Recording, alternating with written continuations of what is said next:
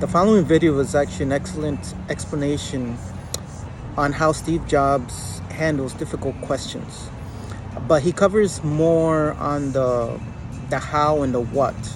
I want to cover more on the why he's able to do what he does, taking it more into the emotional subconscious side. How to answer difficult questions like Steve Jobs. You don't know what you're talking about. Perhaps you could tell us what you personally have been doing for the last 7 years.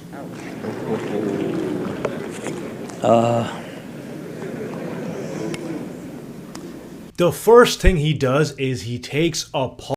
The gentleman explains real well about how Jobs takes a pause. But what we need to take into consideration is that he's able to take a pause for two reasons. Number one, he could be very well trained. But if you're not trained, in order to not be defensive, you need to have clear emotional subconscious.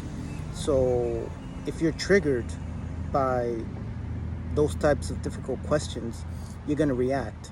Jobs, obviously, he's either trained, but if you're not trained, what ends up happening is any difficult question that comes to you, you won't react. You will actually focus. That's what Jobs did. And that moment of pause, and he's like, he's actually thinking of why the guy said what he said.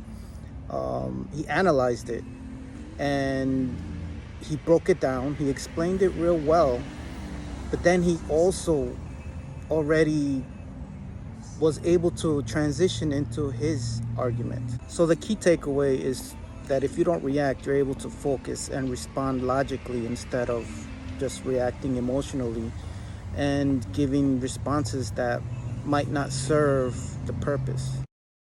People who are defensive will rush to give an answer. He takes time to think before he responds. One of the hardest things when you're trying to affect change is that people like this gentleman are right in some areas. He acknowledges the other person's concern. This is very difficult for people to do, especially when they're being attacked. Not only does he acknowledge that, but he also builds on their argument. I'm sure that there are some things OpenDoc does, probably even more that I'm not familiar with. I'm sure that you can make some demos, maybe a small commercial app that demonstrates those things. He shows awareness of that person's concern, and then he presents the challenge that comes with taking their approach. The hardest thing is, how does that fit in to a cohesive, larger vision that's going to allow you to sell $8 billion, $10 billion of product a year? And then he presents his approach. One of the things I've always found is you can't start with the technology and try to figure out where you're going to try to sell it. And I've made this mistake probably more than anybody else in this room. Most people, when they're being attacked, they start attacking the person back, or they get very defensive. Steve Jobs listens,